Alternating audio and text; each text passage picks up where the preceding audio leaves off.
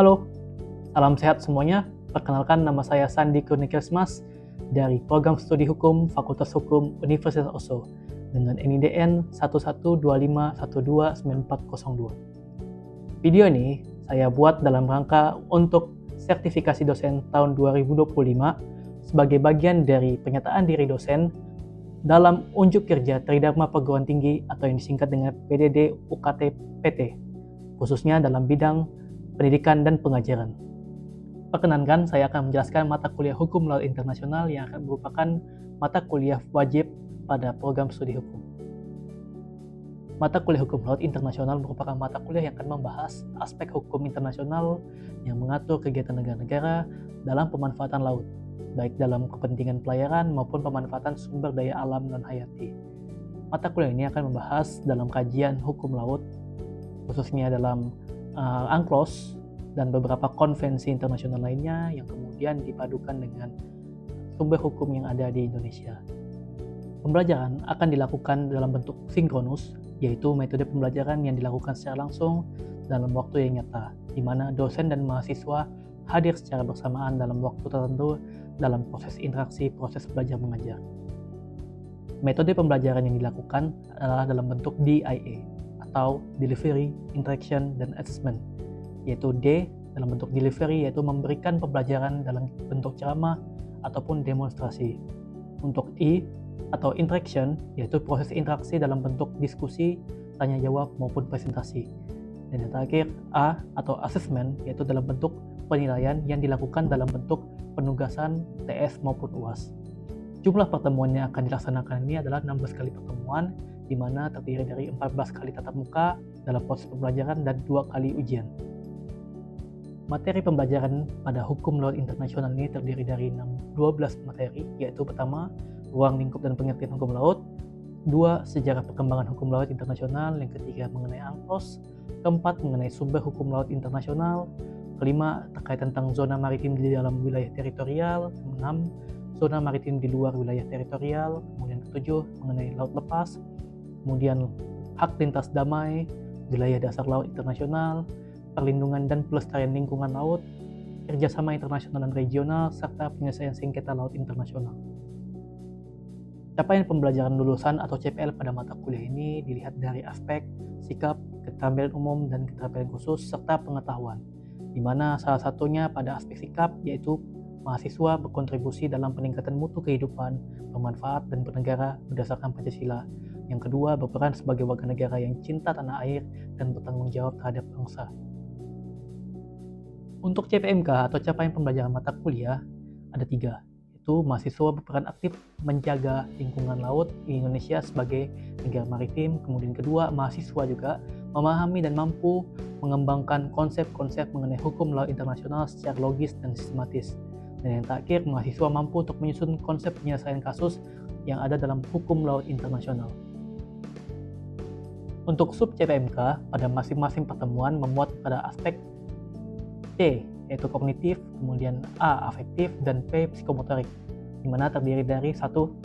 Mahasiswa mampu untuk memahami dan merespon rencana pembelajaran, capaian pembelajaran, referensi hukum, dan apapun dalam hukum laut internasional serta dapat mematuhi kontrak perkuliahan ini.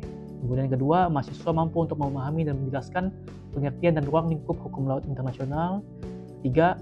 Mahasiswa mampu memahami dan menganalisis kajian sejarah dan perkembangan hukum laut secara global dan nasional serta dapat merespon perkembangan dan mengidentifikasi perkembangan tentang hukum laut. Kemudian, keempat, mahasiswa mampu memahami, mengidentifikasi dan menganalisis pembagian zona maritim dan kedaulatan yurisdiksi perairan hukum laut serta mampu menjelaskan hak dan kewajiban masing-masingnya. Yang kelima, mahasiswa mampu untuk menjelaskan dan mengklasifikasikan sumber-sumber hukum laut internasional secara mengaitkan dan mengimplementasikan hukum laut di Indonesia.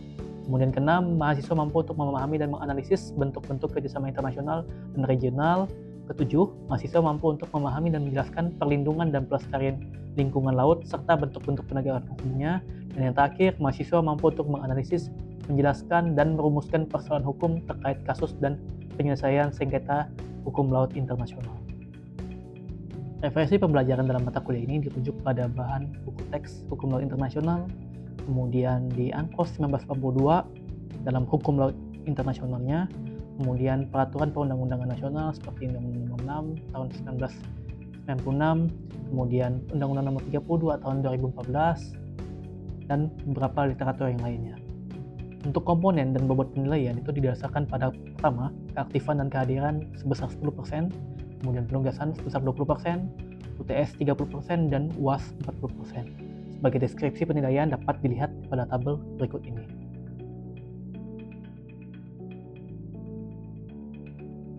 Selanjutnya, saya akan melanjutkan dalam pertemuan yang akan dilaksanakan secara sinkronus atau tatap muka di kelas. Terima kasih atas perhatiannya, selamat belajar, dan selamat menyaksikan.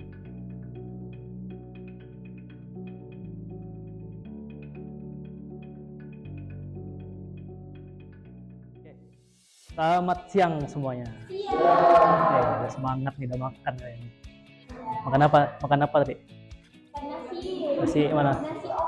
Nasi opor. Nasi Padang Zakaria. Gila, ini mantapnya, harus dibeli nih nasi Padang Zakaria. Oke, kita masuk di pembelajaran kita tentang hukum laut ya. Hukum laut internasional. Jadi pertemuan kemarin kita sudah bahas terkait tentang zona-zona maritim, kemudian batas-batas wilayah juga sudah kita bahas. Jadi ini kita lagi ngomongin tentang kapal nih, kapal-kapal tentang ini hak lintas damai. Jadi ini hak lintas damai terkait tentang nanti transportasinya gimana. Oke, sebelum masuk ke materi pembelajaran, ini ada capaian pembelajaran di pertemuan kita, pertemuan 10 ini. Jadi berdasarkan CPMK yang sudah saya jabarkan di awal pertemuan, kemudian untuk sub CPMK kita di materi ini, yaitu mahasiswa mampu memahami, mengidentifikasi, dan menganalisis pembagian zona maritim dan kedaulatan yurisdiksi perairan hukum laut, serta mampu menjelaskan hak dan kewajiban masing-masing dari zona-zona tadi. Ini sama dengan sub CPMK di pertemuan sebelumnya terkait tentang zona. Dan indikator penilaian kita, karena kita akan membahas terkait tentang lintas damai, jadi mahasiswa itu mampu untuk mengetahui, memahami, dan ruang lingkup dari fungsi hak lintas damai ini. Dan kemudian kita juga harus bisa mengidentifikasi gimana apa saja sih lintas-lintas yang ada di Indonesia, lintas laut. Oke, sebelum masuk ke pembelajaran, ini ada video singkat ini terkait tentang lintas, mungkin terkait tentang kapal-kapal yang masuk di Indonesia. Jadi coba kalian pahami video ini. Kapal induk Amerika melintasi perairan Indonesia, hak lintas damai berlaku asal tak mengancam. Dinas Penerangan TNI Angkatan Laut, Laksamana Pertama Tunggul mengatakan pihaknya telah mendeteksi kapal induk Amerika Serikat USS Nimitz CVN 68 yang menghentikan pengiriman sinyal ketika berada di perairan Indonesia. Tunggul menyebut kapal induk Amerika Serikat tersebut melintas di Laut Natuna Utara hingga Selat Malaka. Mendeteksi mulai dari perairan Laut Natuna Utara Selat Malaka TSS Traffic Separation Scheme, kata Tunggul kepada Kompas.com, Jumat, 20 Juni 2025. Tunggul menyampaikan, TNI AL memberlakukan hak lintas damai kepada kapal induk Amerika Serikat tersebut. Kapal itu tidak mengancam. Berlaku hak lintas damai yang berlaku untuk siapapun dengan syarat tidak mengancam negara pantai, imbuh dia. Sebelumnya, kapal induk Amerika Serikat USS Nimitz CVN 68 dilaporkan mematikan transpondernya dan berhenti mengirimkan sinyal lokasi berdasarkan data pelacakan dari Marine Vessel Traffic. Tindakan ini memicu spekulasi mengenai misi militer yang tengah dijalankan kapal tersebut, terutama di tengah meningkatnya ketegangan antara Iran dan Israel. Sinyal terakhir kapal induk tersebut diterima pada 17 Juni 2025 pukul 2:03 GMT atau pukul 9:03 waktu Indonesia Barat. Saat itu, USS Nimitz berada di antara perairan Malaysia dan perairan Indonesia, melaju pada jalur 313 derajat dengan kecepatan 19 knot. Setelah itu, lokasi kapal tidak lagi dapat dilacak secara publik. Meski tidak diumumkan secara resmi, arah pelayaran USS Nimitz menunjukkan kemungkinan besar kapal ini bergerak ke kawasan Teluk Persia.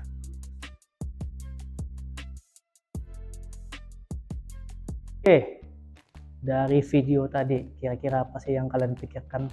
Ini kan lagi hits-hitsnya nih Iran sama Irak nih, kemudian ada juga terkait tentang ini di Indonesia nih, kapal-kapal Indonesia nih. Kira-kira apa yang kalian tangkap dari video tersebut? Ada yang bisa memberikan nih analisis kira-kira? Ya, Nisa, apa?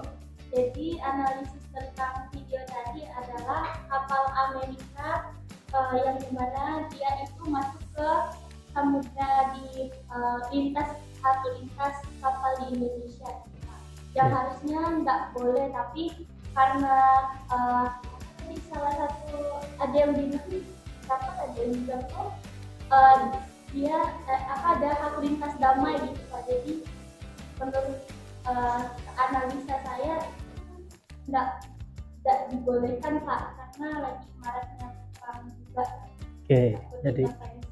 oke, siap. Jadi, nah itu tadi ya sekedar inilah ya, analisis kita. Nanti kita terkait tentang ini lintas nih, kalau dalam hukum internasional nih boleh atau enggak sih sebenarnya dalam, atau boleh nggak kapal asing tuh masuk ke tempat kita. Nah ini yang akan kita pelajari dalam materi hari ini.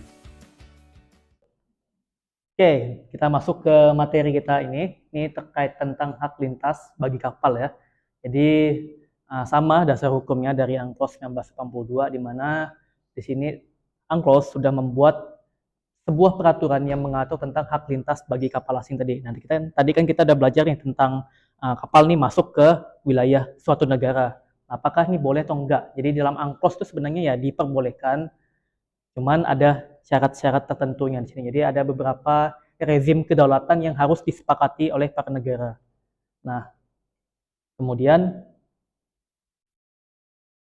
hak lintas ini dibagi jadi tiga. Jadi hak lintas damai, ada lintas transit, ada lintas alur laut kepulauan. Yang tadi kita di video itu terkait tentang lintas damai. Jadi masuk secara damai tadi.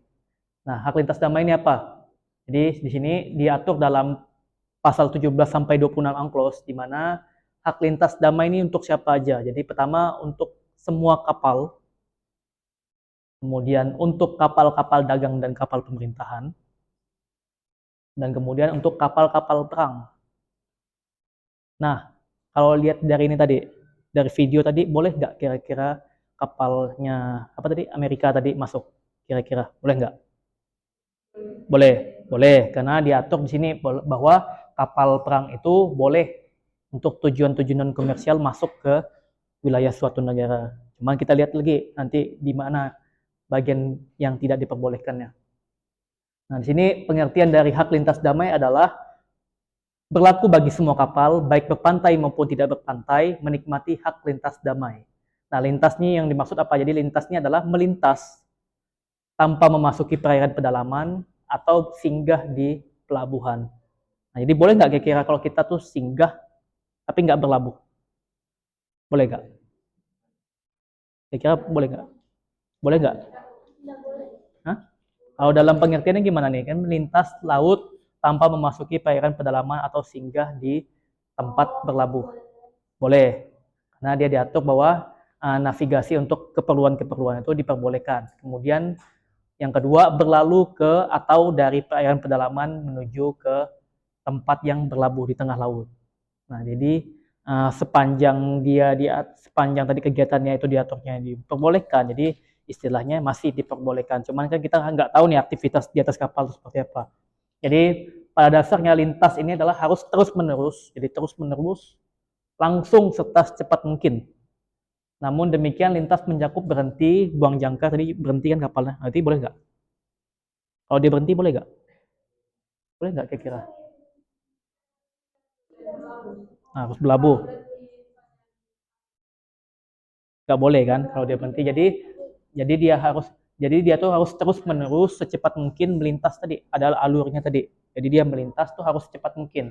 Jadi kemudian dia lintas yang mencakup berhenti, buang jangka, kemudian hal-hal yang terkait tentang misalnya force major apa segala macam, kalau dia berhenti itu ya nggak dibolehkan. Tapi dalam hal-hal yang misalnya force major, misal keadaan darurat, misalnya kapalnya kebakaran nih, atau kapalnya kecelakaan, atau memang ada yang menyebabkan kapal tuh terpaksa berhenti di suatu alur, nah itu dikecualikan. Nah, jadi seperti itu. Nah, ini untuk hak lintas damai. Nah, ini lintas-lintas yang dianggap berbahaya dari sini. Nah, kira-kira dari beberapa lintas ini, apa yang kalian nggak pahami sini? Kira-kira. Yo, siapa? Coba angkat tangan. Nanya nih, mau nanya nih. Siapa? Septi dulu. Oke. Pak, apakah kapal nelayan boleh melintas di jalurnya? lintasnya. Boleh nggak kira-kira kapal nelayan? Kalau nanti ya, saya jawab dulu. Jadi kapal nelayan boleh nggak? Kalau dalam sini lintas yang dianggap berbahaya ini adalah lintas yang dianggap apabila melakukan salah satu kegiatan. Jadi lintas yang dianggap misalnya kegiatan-kegiatan perikanan ini nggak boleh. Kenapa nggak boleh kira-kira? Karena orang ini kan lalu lintas nih. Kalau tiba-tiba ada kapal nelayan kan nggak mungkin dia yang nelayan yang apa? Nelayan yang lagi jalan kan, dia pasti harus berhenti kan. Nah, kondisi dia berhenti itu memaksakan bahwa tadi tidak diperbolehkan untuk berhenti karena yang namanya lintas damai itu harus terus menerus tadi. Jadi nggak boleh kalau nangkap ikan. Itu ya jawabannya. Karena di sini sudah ada jawaban juga. Lintas setiap kegiatan perikanan. Bisa apa tadi? Pak, kalau misalnya kan mereka itu lintas, terus mereka sambil latihan kayak militer gitu, boleh nggak? Militer. Nah, kalau kita lihat dianggap di militer ini masuk ke bagian A sama B. A sama B ini ada setiap ancaman penggunaan kekerasan, itu dilarang. Kemudian setiap latihan atau praktek senjata itu juga dilarang. Namanya juga lintas damai, jadi memang benar harus damai. Yang namanya kayak perselisihan, latihan-latihan yang bersifat kekerasan tuh tidak diperbolehkan. Jadi tetap latihan perang nggak boleh. Oke, saya lanjut. Nah, di sini ada pelaksanaan lintas damai. Pelaksanaan lintas damai ya. Jadi di sini di laut teritorial dan perairan kepulauan.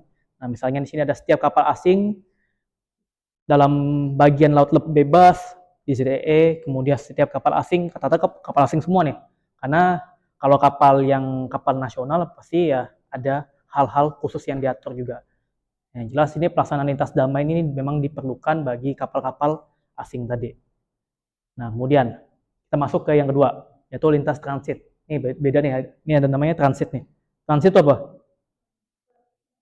Berhenti bentar kan? Berhenti, cuman nyinggah, transit namanya. Nah, kalau di sini di Angkos ini pasal 37 menyatakan bahwa lintas transit itu digunakan di bagian selat-selatnya. Nah, kemudian siapa saja yang berhak atas lintas transit? Jadi lintas transit ini bisa dua. Kalau dalam konsepnya, kapal itu ada dua, kapal laut sama kapal udara. Kapal udara kita anggap sebagai pesawat ya. Jadi yang berhak atas lintas transitnya ada dua, baik kapal maupun pesawat. Nah, itu sama-sama boleh melintas transit di suatu wilayah. Kalau di sini wilayah tadi di ZTE diperbolehkan. Ini kita udah bahas kemarin di pertemuan sebelumnya terkait tentang pemberlakuan ZTE. Nah, lintas transit ini apa aja? Kalau dikatakan lintas transit ini sama aja ya, sama aja dengan lintas damai, cuman ada beberapa kondisi yang sedikit berbeda di sini. Pertama, ini ada kebebasan pelayaran, jadi kapal-kapal tadi yang dengan lintas damai tadi boleh kapal-kapal, semua kapal, kemudian kapal dagang, kapal perang tuh boleh. Kemudian dilakukan di mana? Dilakukan antara satu bagian laut lepas atau ZTE dan bagian laut lepas lainnya. Jadi antara itu di ZTE sama laut lepas yang lain tadi itu boleh. Itu kegiatan yang biasanya dilakukan di lintas transit. Kemudian apa tujuannya? Tujuan transit itu terus menerus. Jadi yang namanya transit itu bukan berhenti, bukan sebagai pemberhentian terakhir. Tahu enggak pemberhentian terakhir? Memang tujuannya itu. Jadi bukan tujuannya. Dia cuma bentar aja, paling ya kayak transit meninggalkan barang atau mungkin ngisi bahan bakar itu boleh. Kemudian yang penting sama juga dengan lintas damai itu harus dilaksanakan langsung dan secepat mungkin. Nah, ini konteks dari lintas transit tadi. Nah, yang terakhir di sini ada archipelagic sea land atau sebutannya sebagai kepulauan. Ini paling penting nih kalau Indonesia. Nah, ini balik lagi ya. Nih, biar enak kalian lihatnya. Archipelagic ini diatur dalam pasal 53 Angkos 1982. Oke, masuk ke lintas alur. Nah, di sini lintas alur itu diatur dalam pasal 53 Angkos. Nah, kalau ini kan lebih ke alur kepulauan, dan alur kepulauan ini lebih banyak di Indonesia pelaksanaannya, karena pelaksanaannya itu hampir sama kurang lebih. Namanya lintas itu sama. Konsep lintasnya adalah memang benar-benar hanya melintas, tapi ini di bagian alur laut kepulauan. Nah, di sini dijelaskan bahwa lintas alur laut kepulauan berarti pelaksanaan hak pelayaran dan penerbangan sesuai dengan ketentuan dalam konvensi sama. Kemudian lintas alur laut kepulauan ini adalah suatu negara kepulauan dapat menentukan alurnya. Jadi karena ini sudah masuk ke ranah nasional, jadi pengaturannya adalah setiap negara yang punya konteksnya kepulauan itu dapat mengatur terkait tentang ini alur-alur tadi. Jadi ada alur-alur laut yang biasa dalam hukum nasional tuh bisa dibuka tutup oleh negara yang bersangkutan. Karena ini udah bagian ranahnya dalam peraturan secara nasional. Udah lokalnya nih. Jadi pengaturan mengenai UNCLOS tuh hanya sebagai pembatasnya, nanti tetap juga kedaulatan tak akhirnya tuh tetap pada negara yang punya laut tadi. Nah, ini kewajiban 17 kewajiban bagi kapal asing yang ada di Indonesia. Ini konteks Indonesia ini banyak. Nanti kalian bisa pahami. Jadi tadi sama, tidak boleh menyimpang dari 25 mil. Yang namanya ALKI ya, Alur Laut Kepulauan Indonesia. Jadi benar-benar memang ini konteksnya adalah alur laut bagi kepulauan kita. Nah, ini pokok dari 17 kewajiban ini kurang lebih sama dengan apa yang ada di UNCLOS, cuma nanti dia implementasinya agak sedikit berbeda dengan di Indonesia. Ini ada 5. Nih, kemudian ada lagi, tidak boleh melakukan siaran gelap segala macam, tidak boleh melakukan komunikasi yang ibarat kata merugikan bagi negara-negara tertentu. Nah, istilah ini kewajiban-kewajiban lintas-lintasnya lah. Nanti kalian bisa baca, nanti kalian bisa pahami terkait tentang ini ada nggak kira-kira pelanggarannya.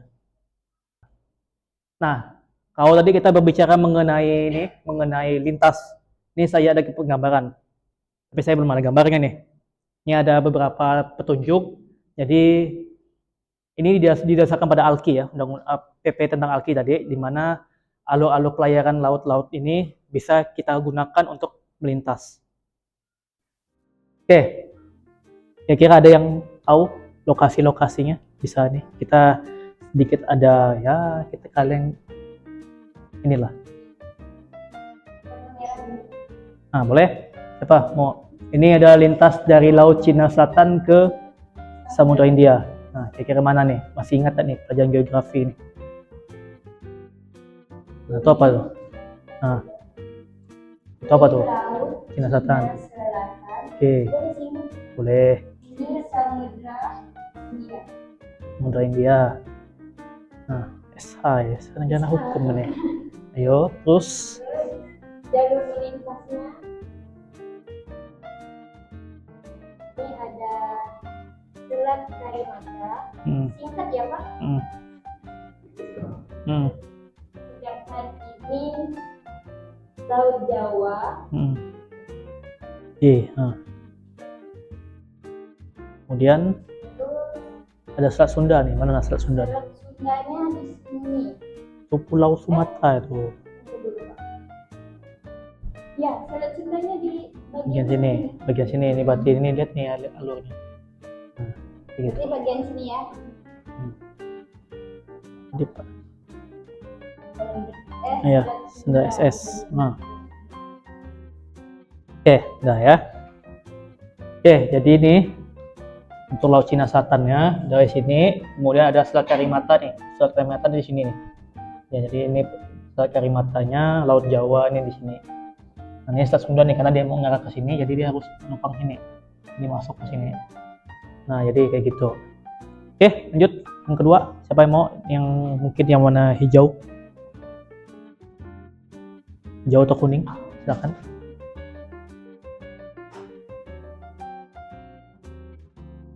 Nah, ini mau jawab yang mana nih? Yang mana nih? Yang hijau ya? Dari Laut Sulawesi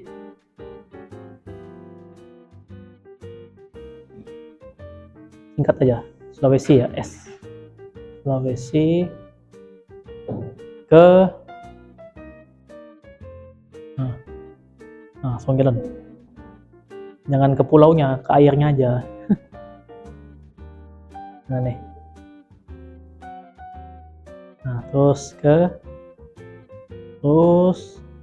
Lombok. Nah, Lombok nih. Nah, itu udah di Laut Jawa tuh. Kemudian ke apa nih tadi nih? Ini kemudian. Nah, oke, berarti cuma lurus saja deh. Oke, dah. Nah, mana posisinya? Nah, Laut Flores, LF ya. Nah, kemudian Lombok. Selat Lombok. Selat Lombok di bawah tuh.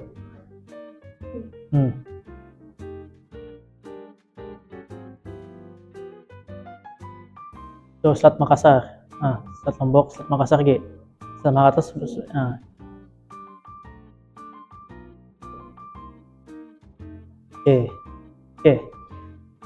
Oke, terima kasih. Ini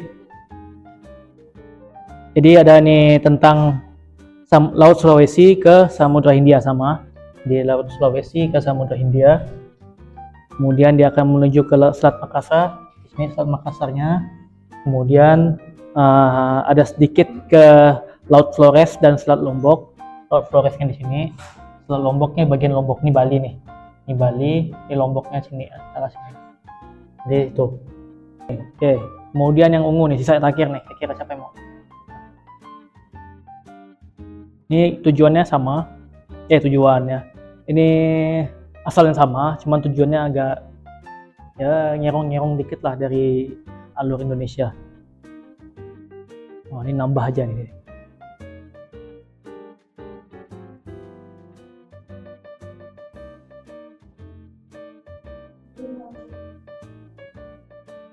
Arafura.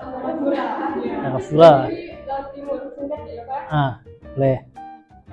Udah nih, itu aja. Oke, jadi ini kalau yang kuning sama ungu nih kurang lebih hampir sama alurnya dari samudra. Ini kayak dari perairan ini lah ya, ngarah ke Filipina di Samudra Hindia, masuk ke Laut Maluku. Nanti ada pemecahnya di Laut Banda, bisa ke arah Laut Arafura sana, bisa ke Laut Timur, kemudian lewat Samudra Hindia ini bisa ke Selat Tawu. Ini jawabannya nih.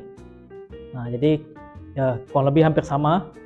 Jadi kalian udah paham terkait tentang peta-peta di Indonesia untuk alur laut kepulauan kita. Oke, sampai sini ada yang mau tanya kira-kira? Man, udah mengerti? Mengerti ya?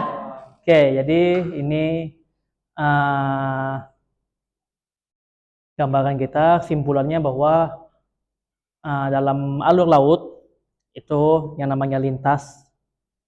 Kalian benarkan dalam lintas itu adalah hal-hal yang terkait tentang hanya melintas saja, hanya yang berjalan terus-menerus saja. Jadi nggak ada boleh suatu kegiatan apapun yang istilahnya tuh kapal tuh harus berhenti, kecuali dalam hal-hal force major tadi. Oke, mungkin itu aja materi untuk hari ini.